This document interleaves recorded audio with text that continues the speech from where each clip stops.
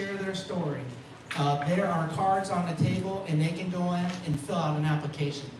We love to see new people with new ideas and businesses, or maybe someone that's presented 5 years ago and a lot's changed, they want to come back and share that story. That's what we're here for as well. So today, we have Peter, and he is going to talk to us about his endeavor, Tanguay Tutoring. So let's give him a nice million cups welcome. Thank you, Shirley. Yep, Tanguay Tutoring, and I've done this before. I teach all subjects, SAT, ACT, LSAT, GRE, I've done all of them. I generally teach high school because, you know, they say that's where the money's at. But I can go all the way to graduate school, doctorate, whatever they need. I not only teach the subject matter, but self-responsibility, high expectations, excellence. That's a big part of what I do. Every teacher knows you've got to work on the motivational issues. You're going nowhere if the student isn't motivated. Developmental issues I work on, but don't focus on them. And of course, creativity, compassion, and patience. You have to have those. My story, as they say. Okay, I grew up in the tough and rumble streets of Warwick Neck, Rhode Island. This was my high school. Yeah, you know, it was just high school. When you go, you knew it was something special, but you didn't realize. This is the Aldrich Mansion in Narragansett Bay. Some of you may have heard Nelson Aldrich Rockefeller. This is his daughter that married there. The Catholic Church got it. It was an all-boy Catholic high school, and you needed a 93 to get an A. You had an 85 was a B. So again, they taught me excellence, and that's what I got out of there. And it was in the movie Meet Joe Black. If you've seen that with Anthony Hopkins, that was his Brad Pitt. Some of you might have seen it. Then I got went to Rensselaer Polytechnic Institute in Troy, New York, upstate New York. If you have ever heard, it's not as well known in the South, but it is one of the top engineering schools in the country. 4-year Air Force ROTC scholarship. And it was founded in 1824, so you get a lot of beautiful historic buildings, but being a high-tech, it's got a lot of high-tech buildings and this type of thing. Very good education. I got my bachelor's degree in physics there. How we doing? All right, so I graduate my physics degree, and I get a job with general research. We always say we research generals, but we say that because it's all top secret-y stuff. You know, if I tell you I have to kill you type stuff.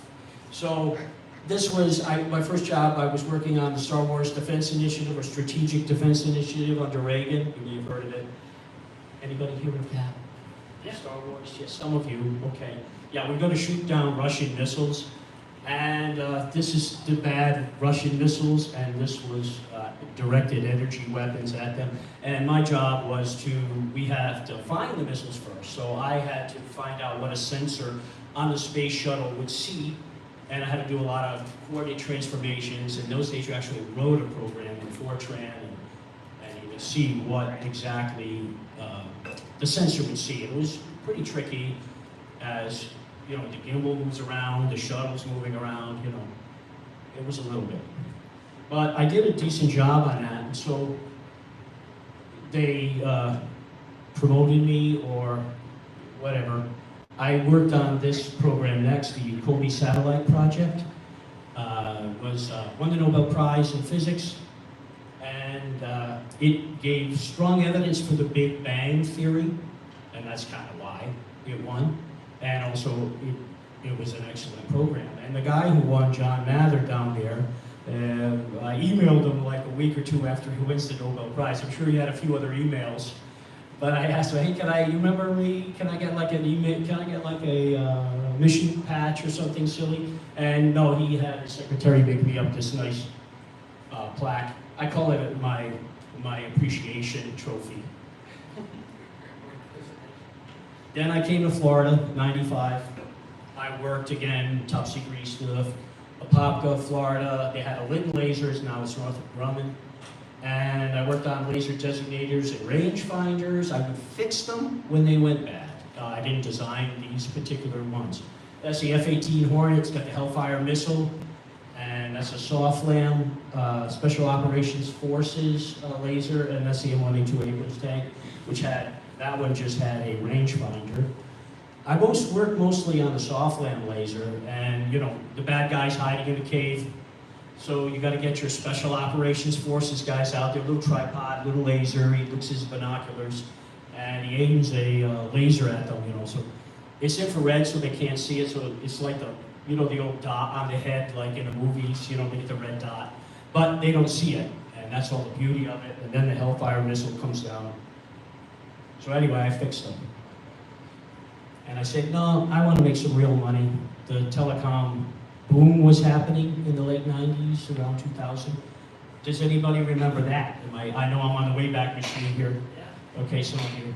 All right, so I got a job in Boca Raton. I moved from Orlando area, Winter Park.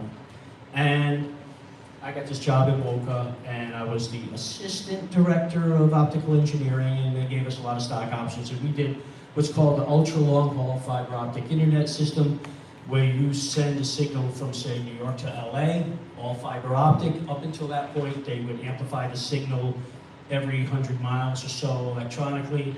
So, you know, I had to keep the signal together optically through the fiber optic. I did all right.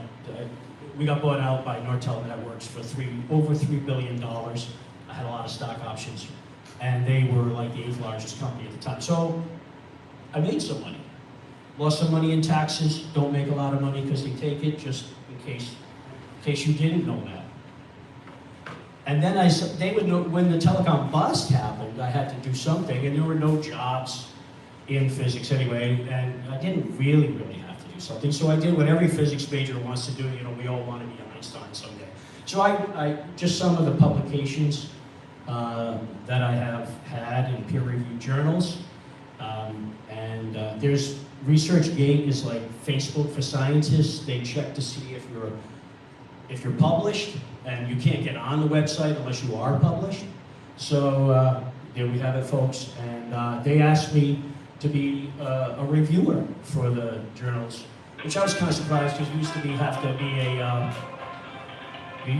to be a doctorate. You always still do, but they just said, "Dear Dr. Tanguay." They just assumed I was a doctor. So I was very honored with that. All right, so I said, well, I got to do something. A guy who does the kind of stuff I do, we just can't sit around forever. It's just not part of my nature or my family and this type of thing. So from 2003 to 2013, I had a tutoring business, Tanguay Tutoring, down in the Boca Raton area. Boca Raton High School, all the guidance departments, all of them recommended me. St. Andrews St. Andrews High School in Boca Raton. They're associated with the St. Andrews school that the kings and queens go to in England, that they go to. And they have a lot of like Trump's friends, and I taught a lot of sons and daughters of the Western Hemisphere presidents. I tutored them. And the Pulitzer family, Lily Pulitzer's grandson. Surprise, he wasn't motivated to get his high school diploma. He told me, I'm going to get everything when I turn 25. These are hard students to motivate. They really don't need a job. So anyway, I did it. He got a C. And then, of course, the rest of my students and the rest. And some of you may know, have you ever seen Gilligan's Island? Is it too far back? Mary Ann, the professor, used to get "and the rest" in the early episodes. Kind of a disrespect. I wrote a book called Answers and Explanations. The SAT has a college board, official college board, SAT study guide. And in the SAT study guide, they had 10 sample exams. And they would have the answers, A, B, C, D, E, and the kids still going, Mr. Tanguay, I don't get why it's E. And so I said, there's something I can do. So I wrote a book. This is the second edition. The first one also had 5 stars. And I answered reading, writing, arithmetic, all 10 tests, and gave explanations. And it sold very well. And nobody came back to me and said, oh, you got like, on test 9, you got something wrong. Sold around the world. And then I took a few years off, buying, selling houses, this type of thing. So I don't really have to work. I'm at that You can tell probably I'm a little older than most from, working under Reagan and Gilligan's Island references. I'm teaching at St. Thomas More High School in Sanford, Florida. It's a traditional Catholic high school. I like it there because there's absolutely no discipline issues whatsoever. These are incredibly good kids. You would never. The boys are separate from the girls, and the boys are all going to be engineers, and the girls still chemistry and paralegal, whatever they want to do. We help them out, and I say a prayer in Latin at the beginning, and they sing Gregorian chants. I teach there calculus, college physics, and a class called Euclid and Logic. I went to the Embry-Riddle website, and I saw what freshman college students had for their calculus book, for their college physics book, and I said, this is the one I want to teach from. So the school bought, like used copies, whatever, and so I teach freshman college physics, freshman college calculus class to these students, and they all suck it up. They all love it. In Euclid and Logic class, the students will get up and they will say like one of the propositions from book one, and they will give a presentation. And what they learn from this is logic skills. And I also teach ethos, pathos, and logos, the rhetorical skills. Does anybody here know ethos, pathos, logos? 1, 2, 3. And wonderful, yeah, great. Yeah, I think everyone should know this. This used to be part of everyone's class to know this. And I teach logical fallacies, which advertising, the news, even sometimes just social media, it's a treasure trove. So sometimes I might call it defense against the dark arts or something like this. I have also, just so you know, I'm not just all about math. Had a couple of boys, they gave them to me that were having trouble reading and were being held back. And I worked with them, and I realized I just have to be very observant. This is why I like a live tutoring. And I noticed something going on with their eyes, so I went on the optometrist website, and I tested them. I told them, oh, Pete, their eyes have been tested already. Leave that alone. Well, they got the letters right, but when they closed one eye, they read left to right. When they closed the other eye, they went right to left. I don't know too many people who do that. So I said, oh, that's an issue. So it's an eye focusing issue. I didn't focus on it. I just fixed it. I told them, I told the parents what they have. The boys, I'm going to work on this for a while. And the two little boys were, what, got to shoot a rifle better? I go, oh yeah. So they were all in. It was not like a thing. And I corrected their eyes in about 6 weeks. They both read at grade level or higher now, plus a lot of things. And a couple of disabilities I've diagnosed. Here's what makes me better, faster, cheaper. I say I go with the better part. I've heard this sentence, I cannot tell you how many times I've heard this sentence, and recently. I learned more from you in 1 hour than I learned in school all semester. Sometimes all year, but this is true. And this is heartwarming, because really, this is what any teacher loves to hear, that you set that light bulb off and you help the student. Again, highest quality teachers. I do more than just subject matter or major developmental. I like an old school library and proper use of technology. I like to minimize computers. I think they clutter the mind more than help the mind. I like the old school library approach. Computers have their place, but I think they're overused. And again, I like live tutoring so I can observe the whole person, because it's not just about subject matter. And I think too many tutors do that. And the internet with AI is invading the space huge, right? That it's a stated goal of many of the people in AI is to take over education. I find that particularly frightening, actually, because we're dealing with our vulnerable children. And so I'm hoping to give an alternative to that, to whoever I can help. And yeah.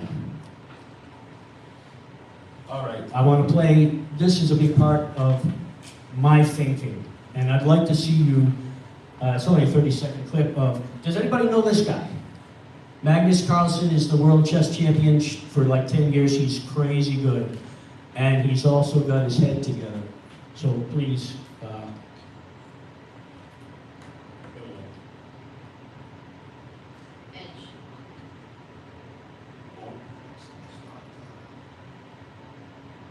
See if it clicks out. Yeah, go for it.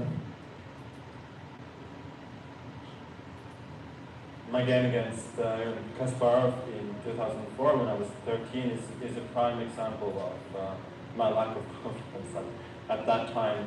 Naturally, he was a much stronger player than I was back then. There was no doubt about that, but in that particular game, if I had actually believed very seriously that I could beat Kasparov, then I probably would have managed. But when I was 16, 17 years old, I got into the level where there was no higher level. I was playing against the best players in the world, and I discovered very quickly that in order to not just draw them, but to beat them, you have to have the belief that you can compete with anybody. And that was the first time I really found that, and within a few years, I was completely convinced, rightly or not, that I was the man, that I was the best. My game against Kasparov. That's what I want for my students. When they leave me, they have this. All of them excel more than anyone ever thought they could. I've had students that couldn't do much, that didn't have the talent that this young man has. Got them into college, the mothers, you know you're doing the right thing when someone's handing you a load of cash and saying, thank you, you helped my child. So, we, I think, focus too much today on disabilities, and not that they should be ignored. It's just that that's the focus, and we have, I think, too many low expectations. You can see where I come from is high expectations. That's what I instill in my students. Challenges bested, skills built, lessons learned, achievement through hard work.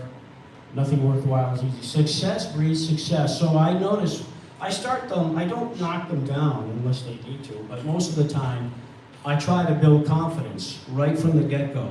I give them a problem I think they can do. And then I work them up. The next thing they know, they're doing the highest level stuff, and they're encouraged to do it. Give me more. Instead of a hard work, fighting you type of thinking, you'd say, yeah, bring it on. Okay, here's the issues, and now we're going to talk about just the business. I'm kickstarting it again. I did it years ago. I'm kickstarting it in this area.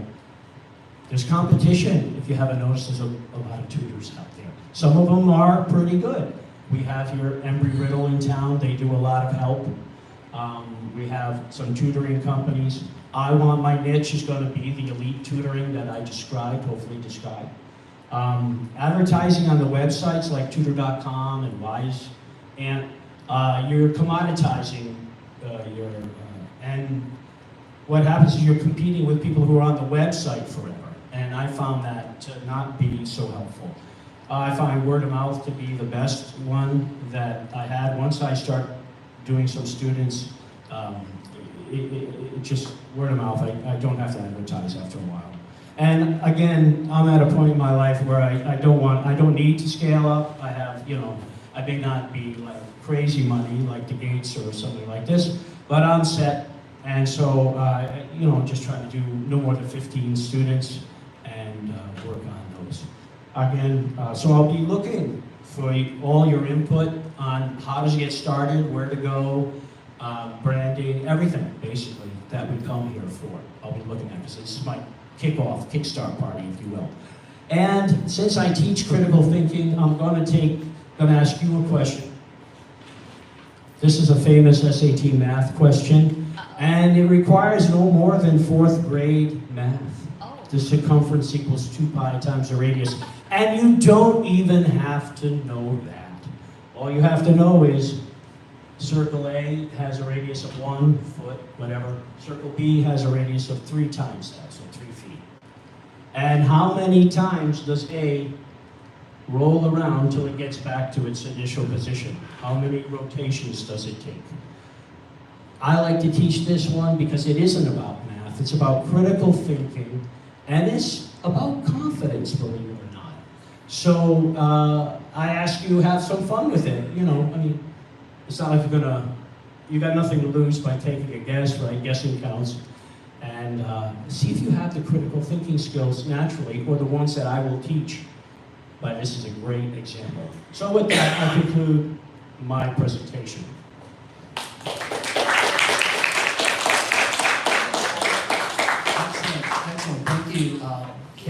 coming out, and that's really cool. So I'll suggest Yeah, bring it that on. right now there's an organization called No Longer Fatherless. They have actually presented here, and they are mentoring over 50 boys from 6 to 19. And a lot of the mentors don't have the skills to help navigate through the challenges they have in school, like me.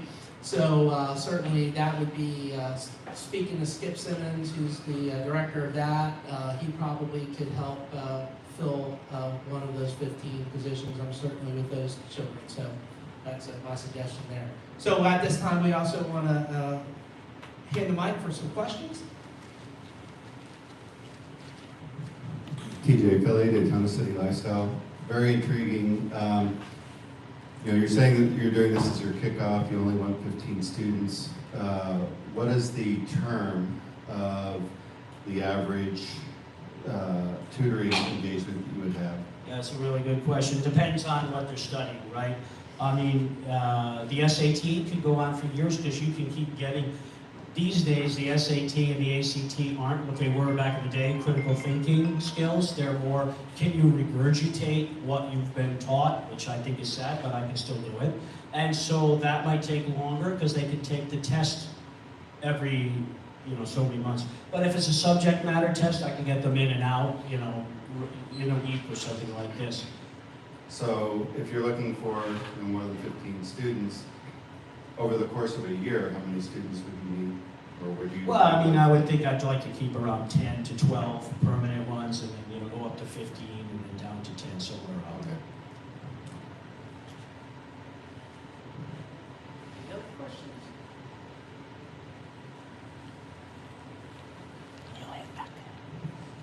Peter, you're doing a great job with education. I think it's incredible. Talk about succession.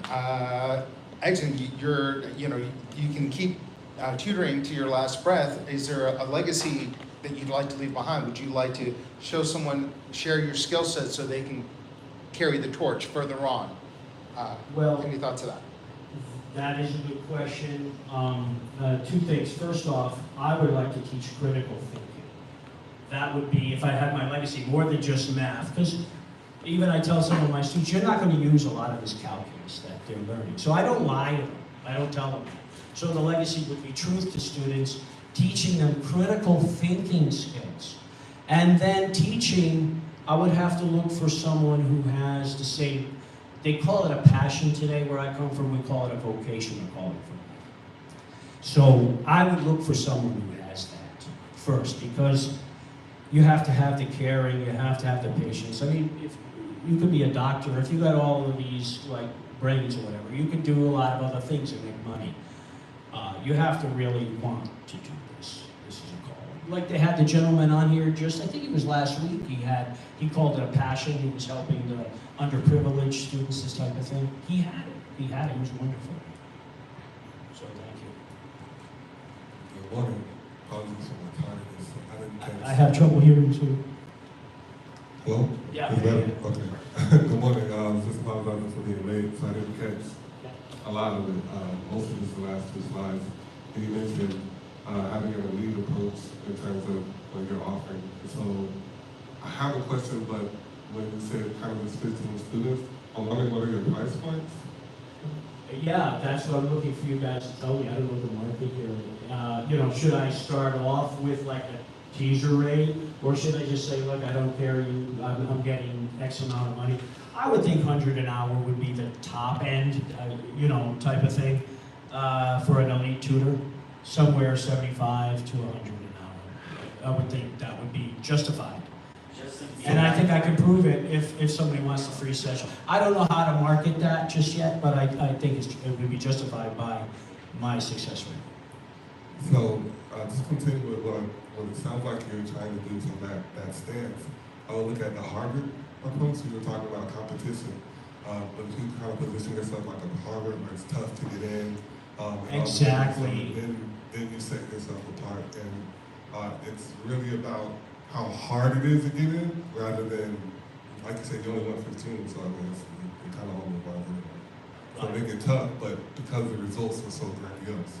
that's the way I'll eventually get. I know I've done it before, and I started off with so many. As a matter of fact, I kept raising my prices, hoping they would go away. And I just kept getting more and more actual billionaires bringing their children to me, who again, you know, I'd ask them, I'd have to ask every parent. One woman came in, and I started telling her about the daughter and how she was doing. She goes, I'm not the mother, I'm the concierge. I didn't meet the mother, she was the wife of a billionaire. I didn't meet her for like 3 months. So it's a different mindset, but again, they are used to excellence, and that's what I do. But exactly the Harvard approach is sort of where I'm going, where I want to go with it. Thank you. Hi Peter and Steve, how are you? Very good, thank you, sir. Well, I've met you a lot of times, and we've hung out at the coffee shop and stuff, and I'm really humbled by your experience, and I look forward to just hanging out with you to find out more about Star Wars, because you know, I was really into that stuff in the 80s myself. So our friend here asked the question that I wanted to ask that was answered about whether or not after 15 you're looking, if income is important to you or just legacy, if you're financially independent. Just confirm that for me before I make my comment. Well, financially independent, like I said, I've taught billionaires, so I'm not, there's different levels of independent. If I'm talking about you. Yeah, if I can pay, I don't have to work to pay my bills. If that's the question, yeah, I don't have to do that.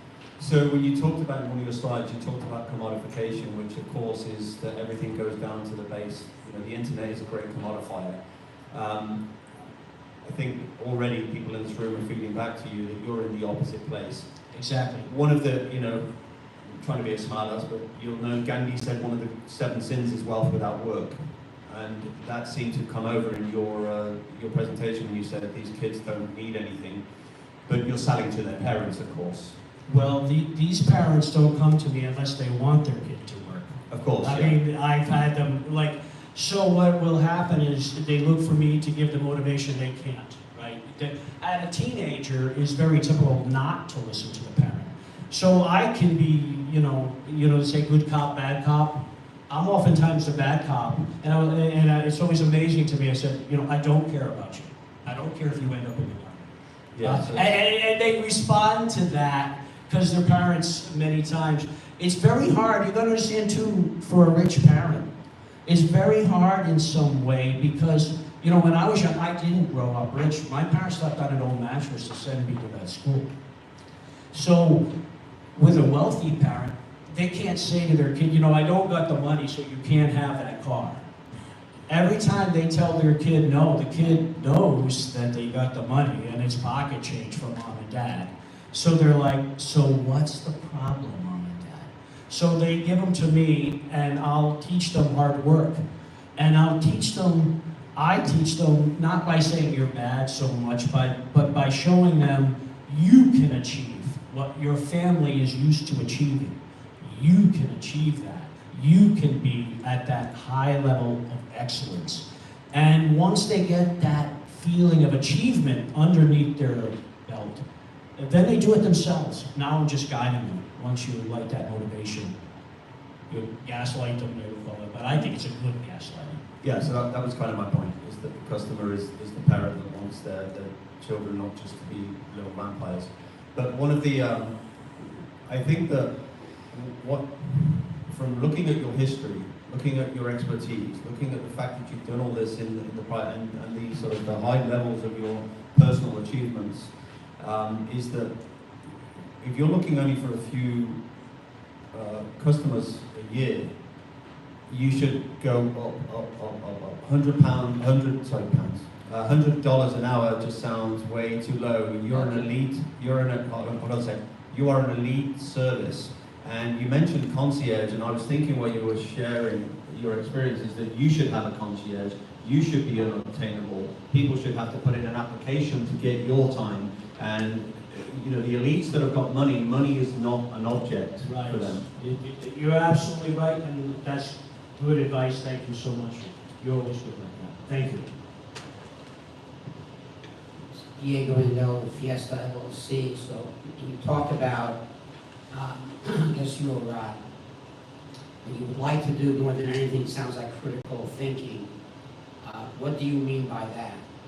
Well, ethos, pathos, logos for one, and there's What does that math mean? and there's ethos, pathos, logos is Aristotle logical thinking, and then there's critical thinking math skills where such as shoot the barn statistics, right? I mean, this is in the news all the time where you cherry pick the data. So someone shoots the side of a barn and then walks up and throws the bullseye over where most of the bullets landed.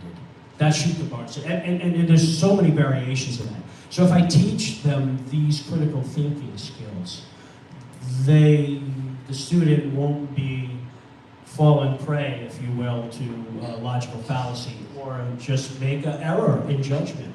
That's what I mean by it. And there's math ones as well as there's rhetorical ones. And I teach them both. And I also teach, even, as you know, a lawyer, you know there's a legal, I've taught the LSAT, and there's a legal, critical thinking on the LSAT, and I've taught that very successfully in the past. It sounds like, if I understand you correctly, that critical thinking means really going down to the very, very basics.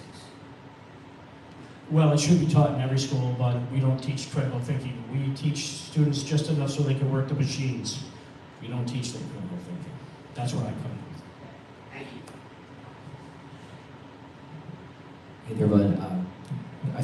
Like a couple others, being a little late to the presentation, my name's Mike Bennett. I'm a business advisor. You wouldn't know me. Wanted to piggyback on what Heath said over here. Sounds like you know Heath, and what you asked the room, which is, what is this market like? What kind of price point are you going to be at? That's part of my job as well. So you came from what market, sorry?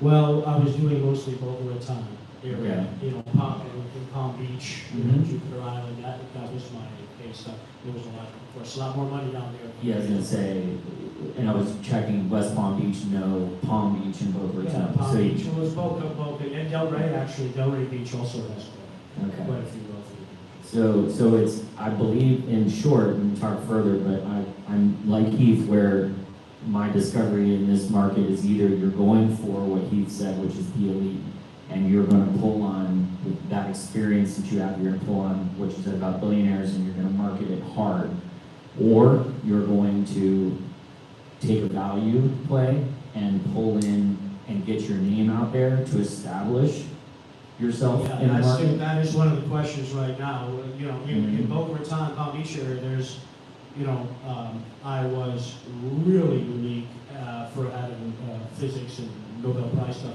I mean, you've got every riddle here, so you do have a lot of students that have some of at least the subject knowledge that I do, and you don't have the enormity of wealth that you have in Palm Beach That's what I was and gonna Boca say. Raton. So it is a question I look forward There's to. no middle market is basically my point. That's right. There's no middle market either. You're going in at value, grabbing volume, and then your word of mouth is getting you That's those how I did elite it folks. before. That's how I did it before initially. And the reason I need help is because back in the day, I would walk into the guidance counselor office with my book and say, Peter Tanguay, maybe I would be able to tell them one or two students that I did, as you say, more of a reasonable, entry-level price. And they were sure. And then I got on the guidance counselor list. Once they got word of mouth, they didn't send them to anybody else. I just kept getting student after student. Like I said, I kept raising my prices.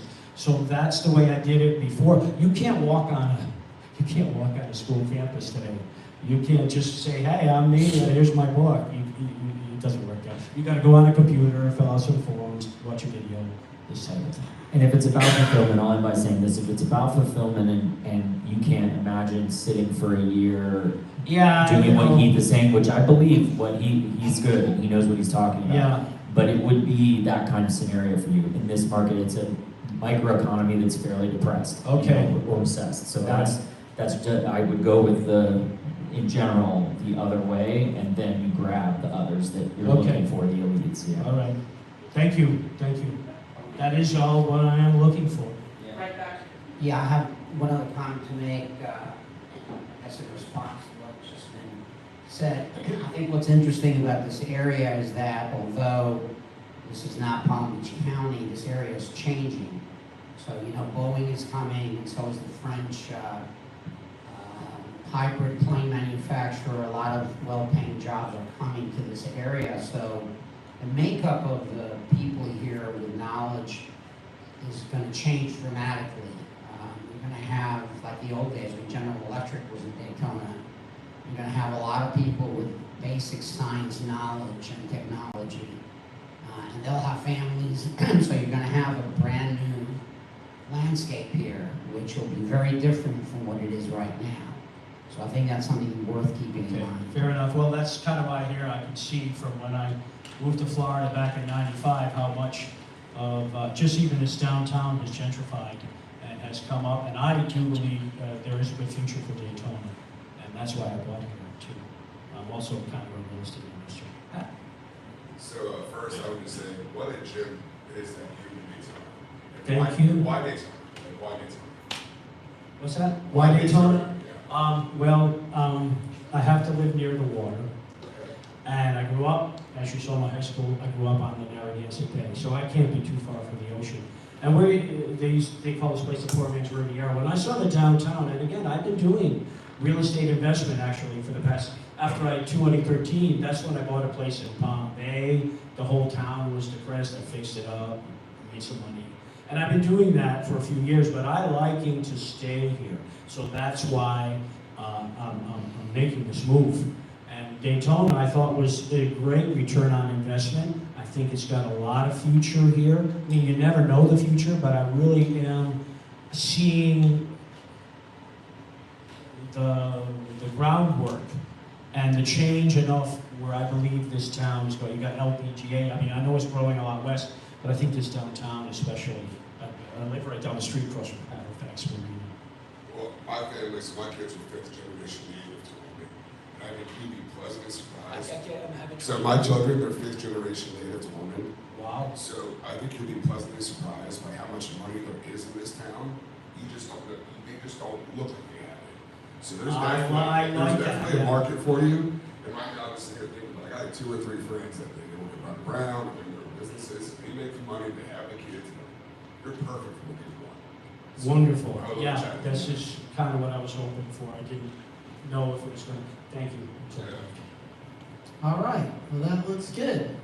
Well, thank you, everybody, for your questions. Okay. And if anybody knows the answer to the question? 2 seconds. 9. What do you got? 3. 3. Confidence. Remember, it also takes confidence. 3. It's the only question on the SAT that they ever did wrong. The answer is 4. What? And if you ever read the book Around the World in 80 Days, you would understand why. Because he went east, and when he got back to London, he measured his time. He said, oh, I did 80 days. But when he got back to London, he had shorter days, so he had 80 days he counted. So he thought he had made it 80 days. He missed it. But they told him when he got to London, we only saw 79 sunrises and sunsets. So, because he went around. Had the both B and A turned, it would be 3 turns to 1 turn. But it didn't say though. Well, That's assuming, so it's actually 3. It says circle A rolls around circle A rolls around circle B. Explain! How many revolutions of circle A will the center circle? It's It does say the right question, but it doesn't give you the right answer. Right. That's in 1982 they had to redo that. So that's why I told you, critical thinking and confidence will get you over many obstacles in life. He has an answer. I was going to say, it would be 3 if it were in a straight line. It's 4 because of your... Because the second Yeah. dimension, because you Yeah. can understand. Okay, I mean, great, because that's of what the I want, you questions, to understand it technically. at the end. And if you still have any questions, go for it. All right, thank you. All right. All right, now at this time, we would like to have everyone come up for our family photo.